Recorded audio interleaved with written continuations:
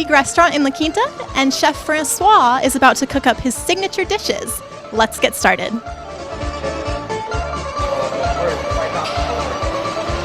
Figue offers an unparalleled dining experience by delivering innovative, chef-driven dishes using only the highest quality, organic, seasonal, all-natural, and healthy ingredients in an environment that is both comfortable and visually stimulating.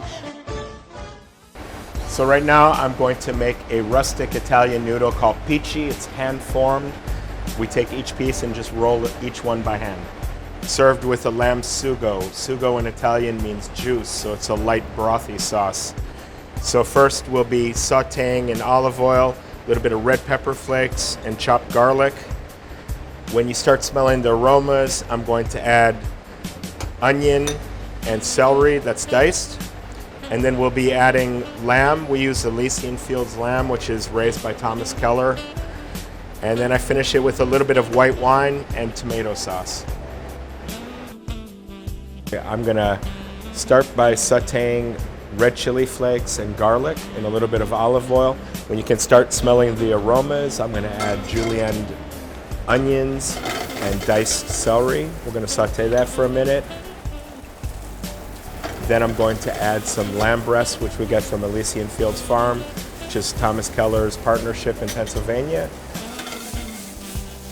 And then we'll add a little bit of tomato sauce, white wine, and just let it simmer away for 2 or 3 hours till the lamb meat's tender.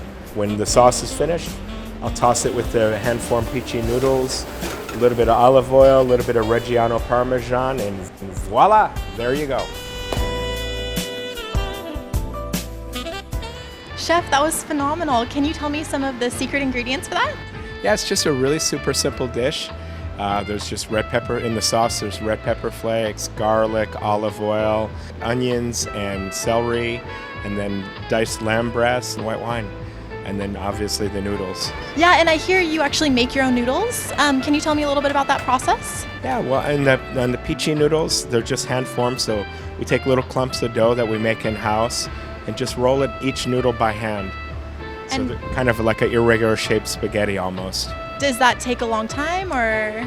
Yes, it does, but it's worth it. Good. Would you say this is one of your favorite dishes?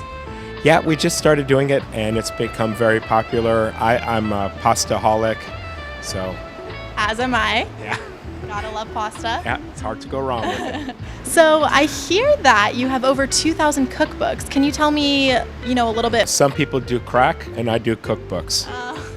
That sounds like a healthy addiction to me. Yeah, so I've been collecting cookbooks pretty much my whole life.